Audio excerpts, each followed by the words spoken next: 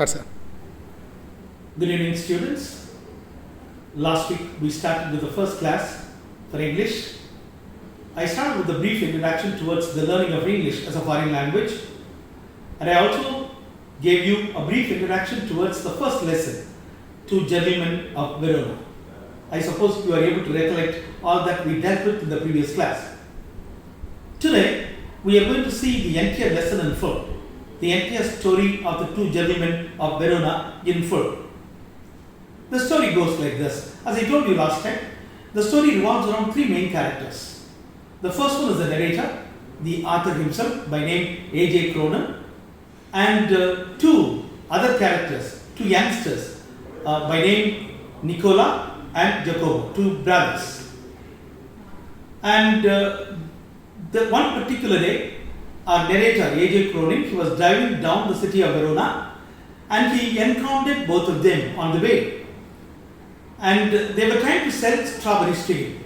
He was very impressed by the way by which they were trying to sell the strawberries to the narrator. But he was also equally concerned about their well-being.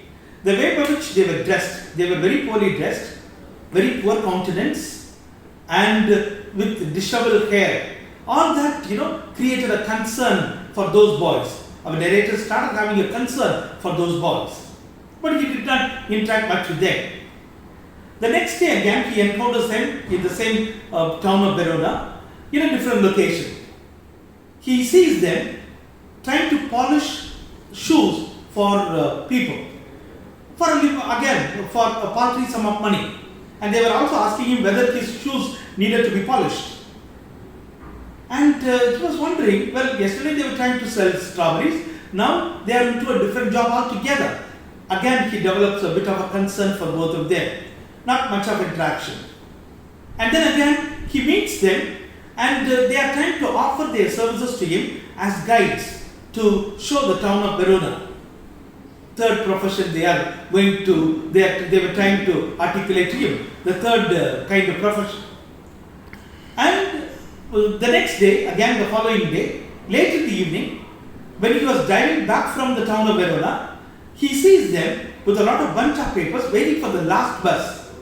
Then he starts interacting with them. And when he asked them why they were waiting so long, they told him, sir, we are trying to sell these papers. The last bus is yet to come. We will try to sell as many papers as possible and then we will get back home. And then he asked them, what for they were working so hard. Was it primarily meant for making a livelihood? They said, yes sir, primarily for making a livelihood, but even beyond. But they did not diverge too much into it. And then our narrator asked them whether he could do any help for them. And the two young boys immediately tell him, sir, tomorrow we are planning to go to the neighboring town, Paletta. If you could give us a lift in your car, we will be very happy. And our narrator immediately accepts their request. And the next morning, they were traveling by car. It's almost 30 kilometers away. Perfect silence, not much of interaction. And once they reach Paletta, our narrator was simply observing them. They get into a villa house, which was not actually a villa house, but in fact it was used as a hospital. The narrator could identify all that. And the moment they get into the hospital, the villa house, there was a nurse and she accompanies them and up to a room where there was a young girl who was lying in bed. And they started, there was 1,000-watt brightness on the faces of these two youngsters. They starts interacting with Lucia. That girl's name is Lucia. And our narrator starts interacting with the nurse meanwhile. And the nurse starts telling him the story of these two young boys. Actually, the family of Nicola and Jacopo, where the family was ravaged by the Second World War. The mother was dead and gone earlier, and the father was killed during the World War, and their sister, who was supposed to be a singer, she was taking care of these two youngsters, but all of a sudden she was down with tuberculosis of the spine, so she was admitted to the hospital. Now these two youngsters, They were vested with the responsibility of not only fending for themselves, taking care of themselves, but also they were vested with the responsibility of taking care of the medical expenses of their only sister Lucia. So they were doing all sorts of works just to make money to pay the medical bill, for their only sister Lucia. And our narrator A.J. Cronin was simply taken up. He was touched by their true story as narrated by the nurse. Again, on their way back, he did not interact much with them, and the story ends there, wherein a lot of awareness sets into the mind of the author. And the author says, he was impressed by the humanness of these two youngsters. There was hope. There was vibrant hope in them for the entire humanity. Their compassion, their concern for their sister, and the way by which they reached out to her. All these things give a glimpse of hope for humanity. As I told you last time, in the last class, whenever there is a human calamity that takes place, wherever there are turbulent times, always there will be some stories of hope, some stories of humanness. One amongst them is narrated by A.J. Cronin. Now you have to narrate your own story in your own little way. That is, last time itself I told you would have started, but now you have to complete that story. Narrate a story on your own, highlighting the human elements. Now that we are undergoing the crisis of COVID-19, a pandemic, a lot of real stories. Last time I told one or two.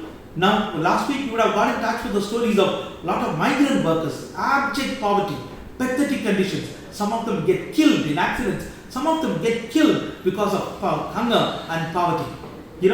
Any one story which you have got in touch with, narrate in your own way. Put it in black and white. Write it in the form of a story. Once we get back to the regular rhythm of the school, your story, the best one will be selected, and maybe not only best one, the best stories will be selected for the school magazine, and it will be put up on the notice board. Develop your own story.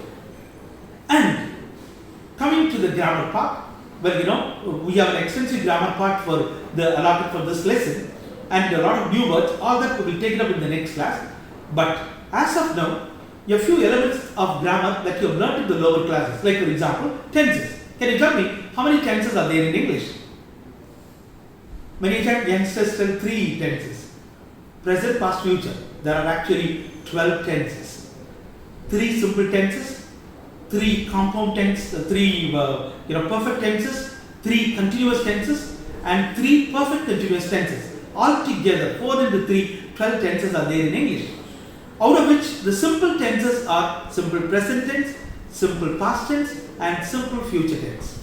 Create a simple sentence for all these 3 tenses. That is yet another home assignment that I am allotting to you. In the next class, we will identify how to present a sentence in simple present tense, simple past tense, and simple future tense. So with that, I wish you the very best. I am happy that you are also responding well to the teachers in terms of the main subjects. Stay focused. Morning 10 to 12, restricted time only, and evening 5 to 7. Keep learning, keep growing. All the best. Take care. Thank you.